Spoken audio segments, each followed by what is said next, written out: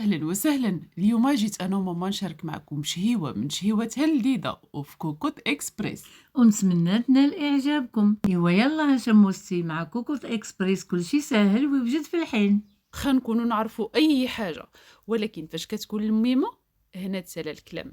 والحاجة بدات بها ماما هي الرز اللي غادي تلقاو المكونات أسفل الفيديو وبالتفصيل. غير جربوا ليا هاد الوصفة كتجي هماوية لا بالشكل ولا بالمذاق. وهنا ماما من بعد ما خلطات الرز ديالها حطاتو في الكسكاس وغادي تبخر لينا فرمشة العين. المهم ماما باغيه ترجع ذكرياتها الجميله وصافي. وكاين شي واحد يفرط فيها. جربوا هاد الحشوة باش عمرت الحمام، شي حاجة دايزها الكلام. هنايا ماما كتخلط في الحشوه اللي غادي نعمرو بها الحمام، اللي غتلقاو تفاصيلها اسفل الفيديو بالتفصيل.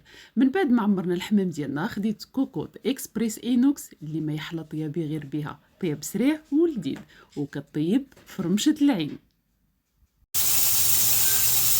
ما شاء الله جاو محمرين ومجمرين لان الكوكوط ثقيله والقاع غليظ. وبالصحة والراحة. وما تنساوش تجربوا وصفه ماما.